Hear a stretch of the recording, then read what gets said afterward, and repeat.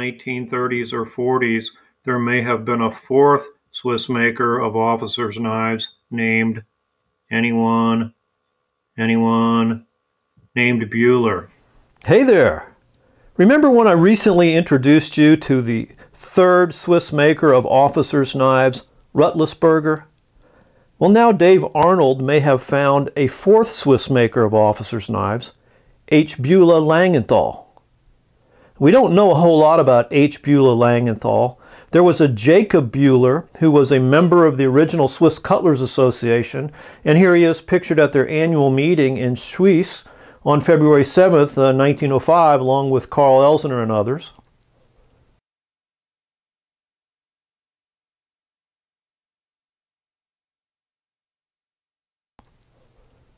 Now, he may have been the predecessor of the company H. Beulah Langenthal, but we just don't know. H. Beulah is also listed as a tang stamp found on model 1908 soldier knives, and here's a picture of one from Robert Moi's website.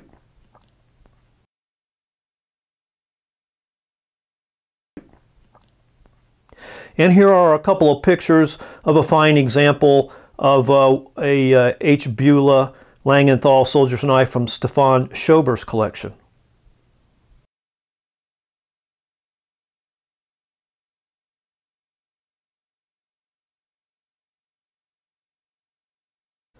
Now, Stefan told me that every H. Beulah Langenthal soldier's knife he's ever seen carries the double control stamp, which indicates a repair at the armory.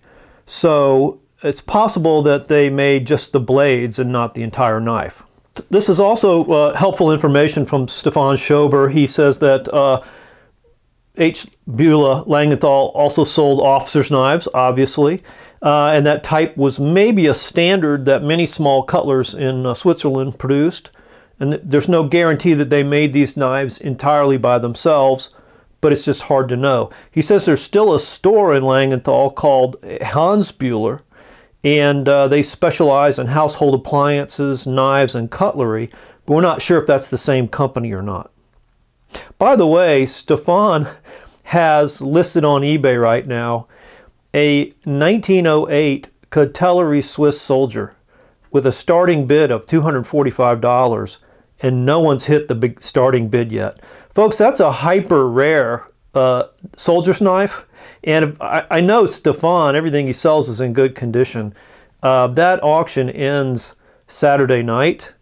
So, you know, I'm just putting that out there. Okay, let's take a look at this knife. And first thing let's just get some stats on it. I haven't really done this yet, so let's take a look at it. See how big it is, how heavy it is. This appears to be a 92 or 93 millimeter knife. What is that in inches? 3 and 41/64, so like 3 5/8 inches. And it weighs, it's pretty good, pretty chunky, so let's just see what it weighs. In grams, we're looking at 125 grams. I don't know if we can see that or not.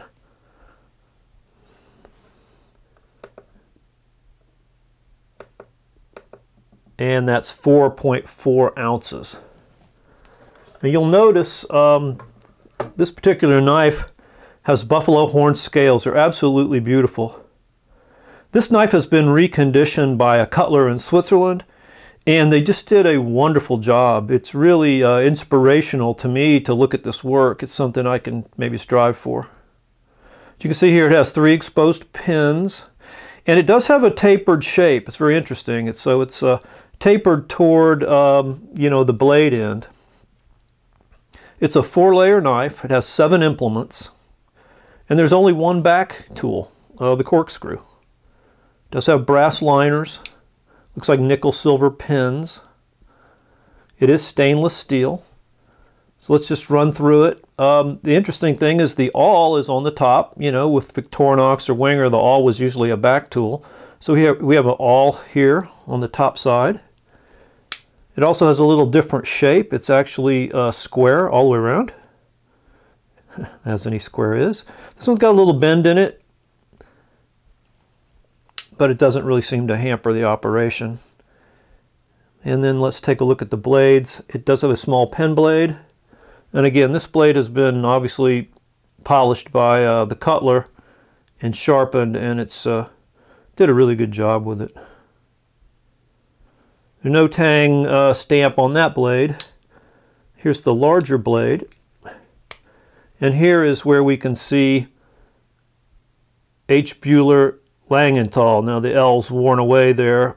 The cutler did not do that in refinishing the blade. I looked at a picture of this blade before it had been refurbished, and the L was missing at that point. So they did a good job of preserving that and taking out a whole bunch of scratches. And then on the tang, the only thing we see here is inoxide, short for French inoxydable, stainless steel.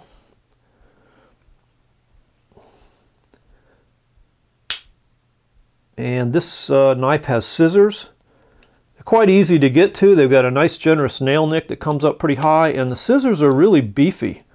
They're much bigger and stouter than they are on a Victorinox, even of the same era.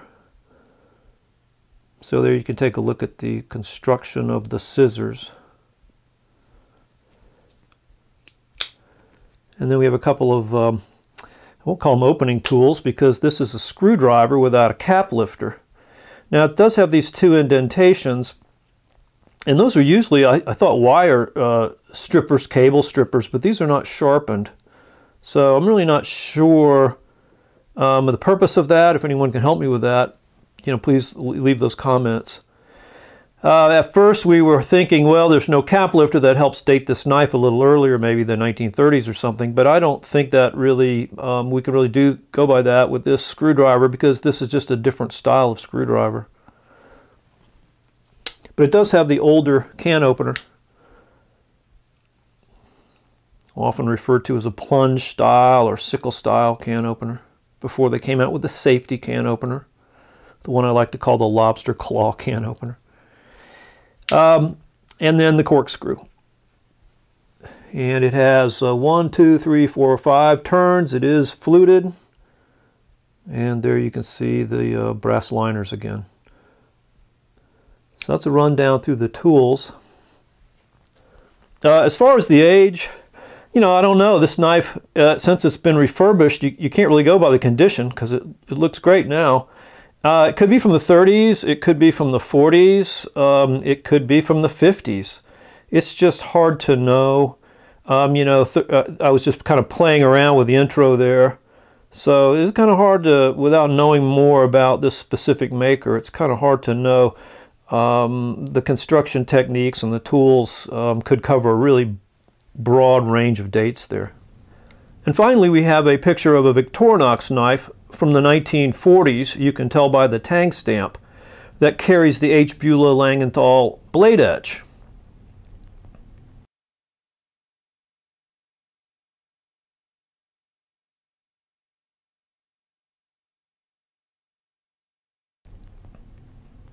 So at some point, this cutler was also putting their private label on Victorinox knives.